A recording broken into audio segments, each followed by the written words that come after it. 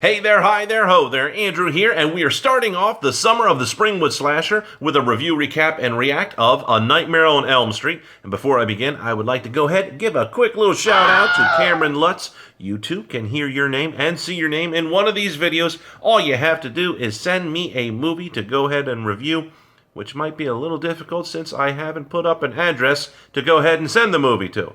But we'll get to that later on. Now, let's get into the film. Whew! Check out that title card. Man, that screams 80s. And in the opening sequence, we can hear Freddy breathing heavily while he custom makes his glove. I mean, it is heavy breathing. I feel like I'm paying $3.99 a minute for this. So we start the movie with a girl named Tina, played by Amanda Wiz? Come on and ease on down the road. Who is in the middle of a dream. And how do we know that she is in a dream? Sheep! Actually, if you're gonna get any sheep for a horror movie, you should get this guy. And after only one jump scare, Tina wakes up screaming with Mom creeping outside to see if she's okay. Seriously, Mom, a response time like that would make any fire or police department jealous. So let's ignore those slashes on the nightgown, and Tina goes back to sleep grabbing her crucifix because, hey, it's in the song. We then see kids playing jump rope with creepy rhyming about Freddy, and then a car full of victims. I mean the cast of the movie, where Tina explains about her dream to the rest of the cast and mentions how it reminds her of that old jump rope song. You mean the one about the old man from Nantucket, or do you mean the one with the kids that are right next to you? And why are the kids right next to our cast doing that? I mean, are we still in a dream? Is this Tina's dream? Am I somehow connected to Tina, and I am now in Tina's dream, watching Tina talk about Tina's dream? That dream within a dream. Well, if Tina is dreaming about me, I'm flattered. The cast is introduced to us with Nancy, played by Heather Langenkamp, who also had a bad dream but doesn't mention about what it was. Tina's off and on again boyfriend, Rod, is played by Justice Squad Unlimited Garcia. Okay, that's not his name, really. His name in IMDb is Garcia? Why not go Hollywood and give yourself a fun name like Dana Garcia? There is no Dana, only Soul. Okay, well, in this movie, he's billed Nick Corey. And lastly, in this group of teens is an actor in his introductory role. Introductory, is that a real word? I don't know. At any rate, it's a young kid by the name of Johnny Depp, and too bad his career never took off. His character is Nancy's boyfriend, and his name is Glenn in the film. He also alludes that he had a bad dream. Later that night at Tina's house, Tina and Nancy compare notes, and they figure out they're both dreaming about the same guy. Well, great. That means Nancy's dreaming about me, too. That's impossible. Shut up, Glenn. But we have to get those stereotypical jump scares, so Glenn goes out to investigate a noise, which turns out to be just... Rod. Which takes the role of a possible suspect, showing that he used a garden rake to go ahead and make these noises, and then threatens Glenn with a switchblade. So now we have our team of 4 teens. Not 4 teens, you know what I'm talking about. And while Johnny Depp gets friend-zoned, we hear Rod and Tina. Rod and Tina. Ha ha ha. Anyways, Tina's pillow talk with Rod consists them of promising not to fight anymore, and that Rod has also had some nightmares. One of the reasons why I love 80s horror movies so much is the practical effects. I mean, with practical effects, it looks like it really is happening because there's something really there. It's not CGI. Take this shot, for example. The actor pushed through a latex sheet, making it look like Freddy was coming through the wall, which is much better than the remake, but I'll discuss that when I get to the remake. It looks like Tina now is in a dream that is going to turn out bad because Tina is investigating a noise wearing a shirt without anything else on, which I think is quite an attractive look. And Tina ends up meeting Stretch Armstrong and decides to run away from him while Freddy runs after her looking like he just crapped his pants. Needless to say, this doesn't end well for Tina at all because she becomes the first victim to fall in the movie. And then we see Rod jump out the window to find O.J. Simpson so they can find the real killer. Cue the police because we got a death, and we're introduced to Lieutenant Thompson, who happens to be the father of Nancy Thompson, if you didn't pick up on the huge photo of Nancy on his desk, which means that he might be just a little too close to work this case. Side note, Roy Scheider, aka Chief Brody from Jaws, was actually considered to be Lieutenant Thompson in this film, but turned it down because he was filming the movie 2010, the sequel to the 2001 Space Odyssey film. Nancy explains to her dad that everyone was there to help Tina not have nightmares and to get a good night's sleep. Especially Rod. No! Victim, 15-year-old Christina Gray, had quarreled earlier with her boyfriend, Rod Lane. Whoa, play that again. Victim, 15-year-old Christina Gray. Tina was 15? 15? We just heard a 15-year-old have sex with her boyfriend and then witness the bask of the afterglow? Oh, I don't know what to think of that. On which I think is quite an attractive look. Ugh, now I need a shower to wash off the filth. After taking some of her mother's coffee in mid-conversation, Nancy heads off to school, unknowingly becoming bait for a sting operation to catch Rod. And now that Nancy's at school, take a look at all the 15-year-olds. These are the oldest 15-year-olds I've ever seen. And look, there's their teacher, Elise Rainier from Insidious. That should have told you something bad was going down. Oh, wait a minute. No, that movie came out 16 years later, which would mean that we would have a whole new batch of 15-year-olds. During class, Nancy falls asleep and sees Tina in the same body bag that she saw her in on TV. This, of course, leads her to Freddy Krueger, and before anything climactic can happen, Nancy starts screaming out like a crazy person in the middle of class.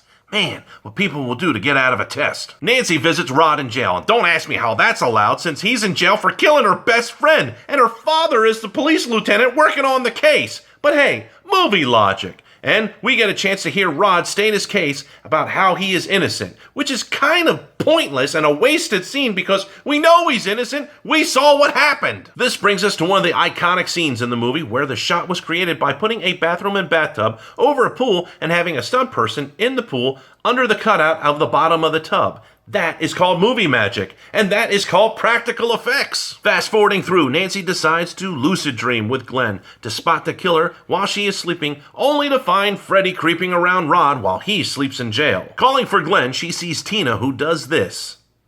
Ugh. And then she runs home, fights Freddy, and wakes up to find Glenn asleep next to her, and she's ticked off at him. Why? The poor guy's been having nightmares throughout the whole movie. He finally gets some good sleep, and she's ticked. Some girlfriend. They end up back at the police station to warn everybody that Rod is going to be killed, only for all the officers to slow play things down a bit until Rod gets himself killed. Because, hey, horror movie logic. And after Rod's death, we get a funeral where Nancy's mom says this most beautifully act out line. I've got something better. I'm going to get her some help. Wow. Now Nancy is at a sleep disorder institute where Dr. King is portrayed by Charles Fleischer, the voice of Roger Rabbit, and is answering Nancy's mom's question with some really far-fetched theories on dreams that the screenwriter just wanted everyone to believe. But the real question is, why is the mom allowed to smoke inside the institute? Answer is, it's the 80s, because in the 80s that kind of stuff happened. Nancy starts to have a bad dream, and that freaks out Mom, which makes the doctor tap on the screen on his computer. Why would tapping the computer make her stop having a bad dream? Somebody check this dude's credentials. Nancy brings back Freddy's hat, and her mom says this beautiful line. Where did you get that? Oh, I don't know, Mom. Maybe the gift shop. They got tons of them over there. I mean, seriously, there are cameras all over Nancy here watching her sleep. She didn't have the hat when she went to sleep. She now has the hat. But nobody questions that because horror movie logic. Back at the Thompson house, Mom and Nancy have a heart-to-heart talk, and when I say that, I mean they're really shouting. It even has his name written in it. Fedora. Wait a minute, that doesn't sound right. Fred Krueger, Mom. Fred Krueger. Oh yeah, that's much better. Mom Maggie finally fesses up and tells Nancy the backstory to Fred Krueger. You see, he was a child murderer. Well, originally he was a child molester as well, but they left that out due to bad taste. And I don't know how that's bad taste when you've got a 15-year-old's bloody corpse in a body bag being dragged down a school hallway. But hey, we'll go with that. Oh, and also he killed 20 children too. Wait a minute, that doesn't make any sense. How does that happen? How does the next generation not know about that? I mean, if I lived in a town and it was like Average Town, USA, and somebody killed 20 people in Average Town, USA, I would think that maybe that story might be passed down from kid to kid in the schoolyard. Mom also says that after they caught Fred Krueger, he was released due to the fact that someone messed up a signing of a search warrant and he got off. Then there was some mob justice, and the parents killed Krueger, and Maggie kept the glove. Side note, Maggie was originally supposed to stand over Freddy's body that was burnt to a crisp but not dead yet, and shoot him in the head. And that might explain that if the father, Lieutenant Thompson, we never get his first name in this movie, If he wasn't there, then that would have put a strain on the relationship between Lieutenant Thompson and Maggie Thompson, and that would have caused a divorce, obviously, which isn't really mentioned in this movie. They obviously do not live in the same house. Plus, the scene of the mom killing Freddy in cold blood with that just shot right in the head, which was cut, would have made all of these emotions being kept inside Maggie lead to Maggie's alcoholism, which was left in the movie. Nancy tells Glenn about Freddy, but that doesn't help him because he realizes he's sleeping in a Craftmatic adjustable bed, and it goes out of whack and kills him. I would like to know this. How does Glenn's parents explain all of this to the police? Nancy then talks to her dad on the phone and says this. Just come here and break the door down in exactly 20 minutes. She then goes all Wile E. Coyote and sets up these Home Alone style booby traps and then has a one-on-one with her mom, who unknowingly gives her the answer on how to beat Krueger before mom goes to sleep. Countdown mode. 10 minutes and counting. Whoa. How did Nancy set up all of this stuff and have a one-on-one with her mom in 10 minutes? And after a 10-minute nap, nothing happens. Holy crow! With Freddy now in the real world, Nancy has him right where she wants him. You know, in a house that's all locked up with bars on the windows and no way out. Plus a mom that's dead drunk in the other room. Ooh, maybe I shouldn't have said that. Okay. Was that real or are we in a dream? Now do you believe me?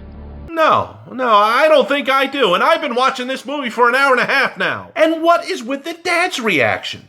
Then this. Okay, so the entire movie has been a dream, which has actually been Nancy's dream? So has Nancy been dreaming this thing the whole time? I mean, has she been dreaming that her friends are dreaming? The tagline of this movie is, she's the only one who can stop it.